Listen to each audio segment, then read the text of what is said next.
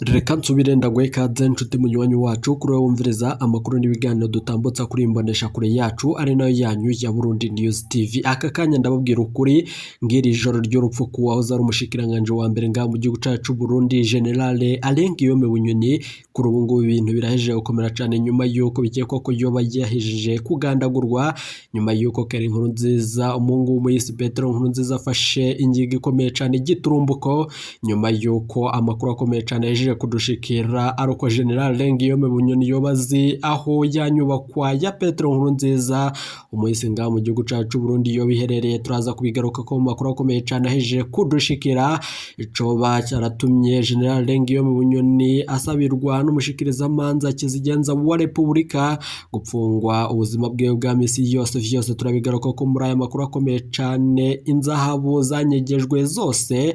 Ibi vyose Keri Nkurunziza yejeje gufata ingingo ikomeye cyane kubijanye n'uwo mugambi ukomeye cyane mu gihugu c'u Burundi.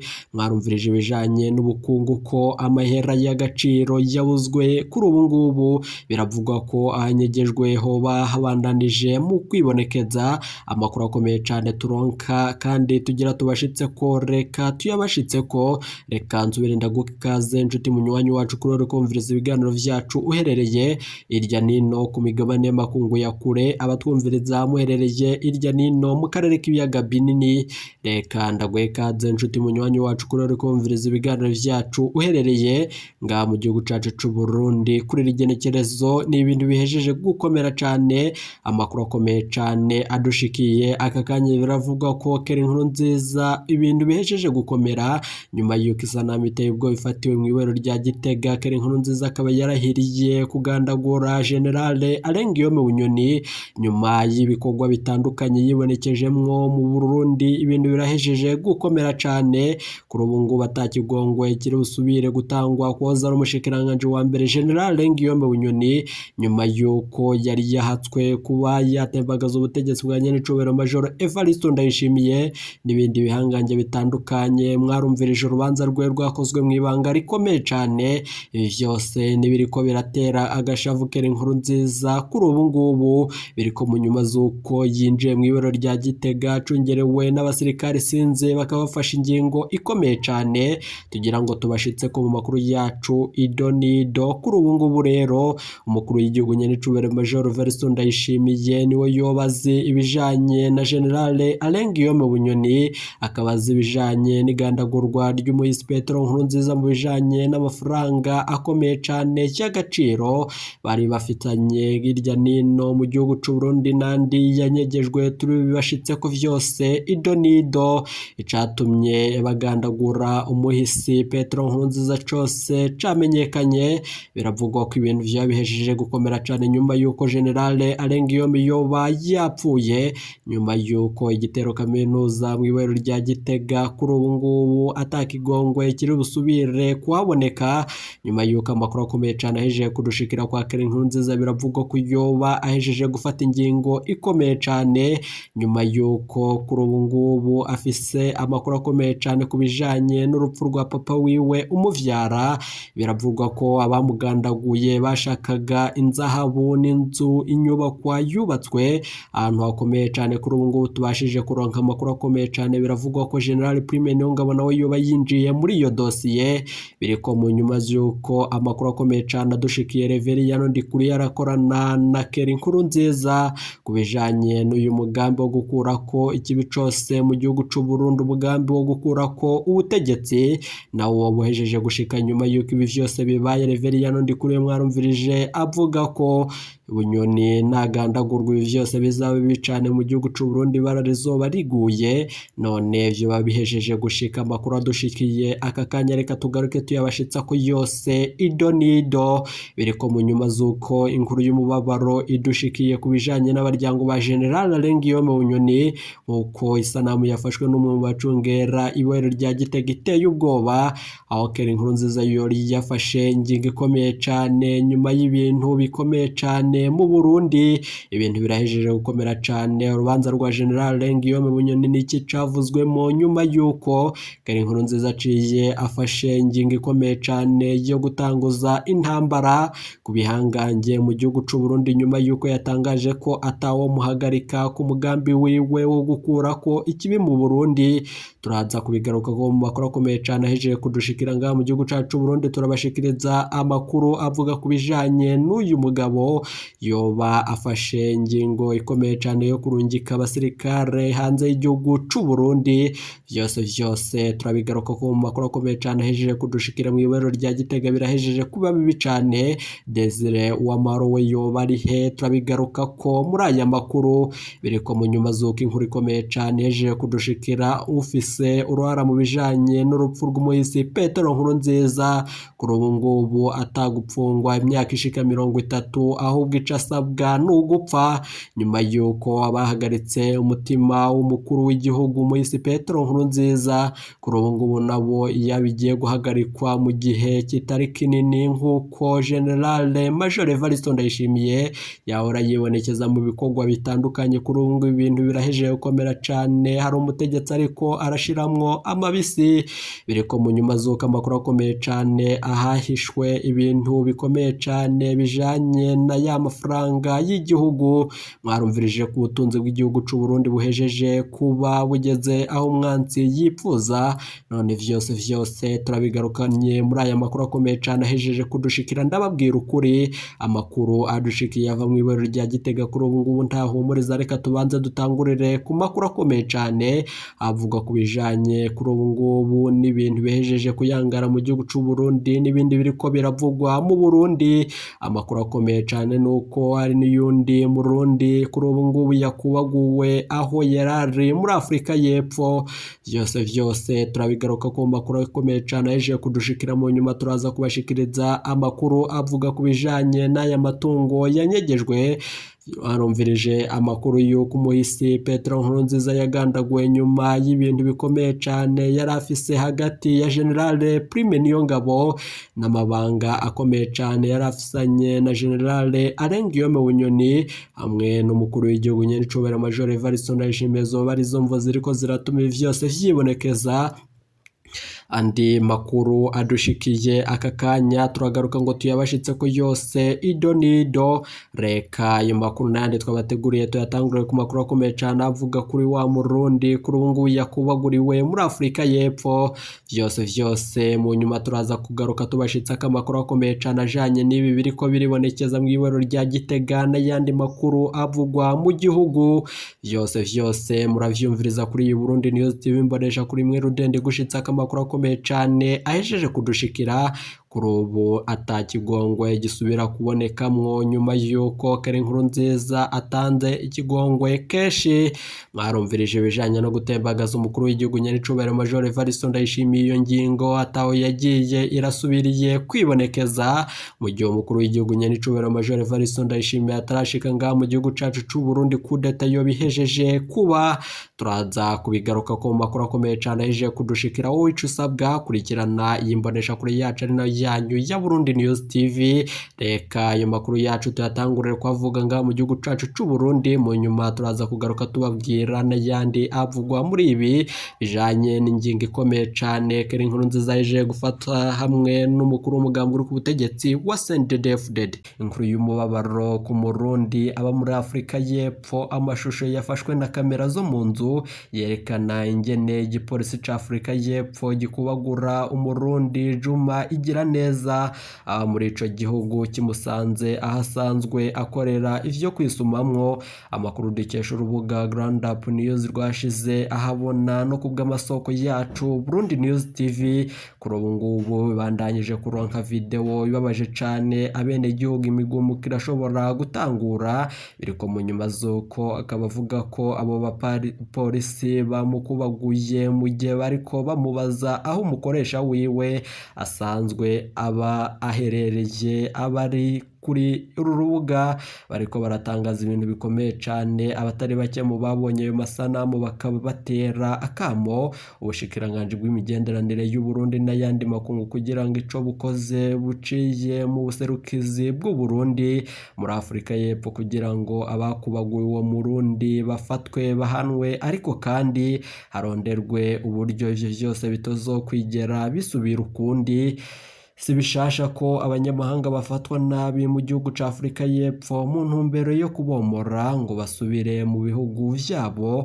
Muri ivyo bikorwa vy'ubugizi bwa nabi nanone bikaba bihora birangwa no guturira amazu bakoreramwo ivyashara, gusambura, kumenagura no gutabagaza ibidandazwa vyabo, kubagura, eka mbere rimwe na rimwe hakajamwo n'ubwicanyi bukomeye cane. Kuri ubu ngubu abenegihugu barafise umubabaro nyuma y'iyi video ikomeye cane turi buze kubashitsa ko muri aya makuru yacu. Abanyamakuru nanone abamenyesha amakuru bakomeye cane bahashitse abanyafurika y'Epfo nabo batanguye bavuga ibijanye n'ingene ibi vyakozwemo. Kuri ubu ngubu umumenyesha amakuru wacu ariko arabandanya kubikora kamatohoza, biriko mu nyuma z'uko abanyafurika y'Epfo baharanira gusubiza iwabo abo bita ko ari abavantara, bakaba barashizweho umurwi urwanya abanyamahanga bawita Dudura, izina rivuye mu rurimi rw'ikizuru rigasigura komora. Mu kwezi kwa Gitugutu turangije ubuserukizi bw'u Burundi muri Afurika y'Epfo bwaramenyesheje ko igitigiri c'abarundi batabwa mu mabohero muri Afurika y'Epfo kiguma ciyongera bivuye ku mvo nyinshi zitandukanye, zirimwo kubura ibipapuro vy'amategeko vyo kuba muri ico gihugu, ubusuma bugafata inguvu n'ibindi, nk'uko biri mu rwandiko rwashizwe ahabona n'ubuserukizi bw'u Burundi muri ico gihugu nyene. Eka mbere ngo n'amasanganya ateye ubwoba yibarabara arababangamira nk'uko bibandanye vyibonekeza mu gihugu cacu c'u Burundi. Ubwo buserukizi bukaba bwari bwasavye abarundi baba muri ico gihugu kwigengesera ko kumenya amategeko abagenga. Ubuserukizi bw'u Burundi burakwiye gufata ingingo ikomeye cane nyuma y'uko ibi vyose bihejeje kuba bibi cane, bariko barakora ubwicanyi. Abenegihugu turafise umubabaro ukomeye cane ku baryango bacu bari muri ivyo bihugu vy'amakungu. Murakwiye gufata ingingo ikomeye cane, umubano hagati y'u Burundi n'ivyo bihugu ukongerezwa nyuma y'uko ayandi makuru akomeye cane yaje kudushikira. Alice Nzomukunda yahoze ari cegera ca kabiri c'umukuru w'igihugu c'u Burundi yaraye agenwe kuba umuserukizi w'ishirahamwe ry'ubumwe bwa Afurika mu bihugu vya Madagascar hamwe n'ibindi bihugu, nk'uko tubikesha ubuserukizi bw'u Burundi mu ishirahamwe ry'ubumwe bwa Afurika. Amakuru akomeye cane nuko ibi vyose General Prime Niyongabo yaba afise uruhara rukomeye cane nyuma y'uko umukuru w'igihugu nyenicubahiro Major Evariste Ndayishimiye kuri ubu ngubu igisoda kimwankiye ibintu bitandukanye mu gihugu c'u Burundi atarekuriwe gukora. Alice Nzomukunda yabaye icegera ca kabiri c'umukuru w'igihugu nyuma y'amatora ya 2005, imbere yo gutanga imihoho kuwa 5 Nyakanga umwaka 2006 yahavuye agenwa ku bicegera ca kabiri c'umukuru w'inama nshingamateka. Mu nyuma yirukanwa mu nama nshingamateka no mugambwe CNDD-FDD muri Nzero umwaka 2008. Yahavuye yiyunga n'abandi banyepolitike batavuga rumwe na leta bashinga unani ADC akiri kuri ubu ngubu ikibiri nyuma ya 2010. Muri 2013 yarahunze igihugu agaruka muri 2017, akaba atari akiboneka ku rubuga rwa politiki mu gihugu c'u Burundi.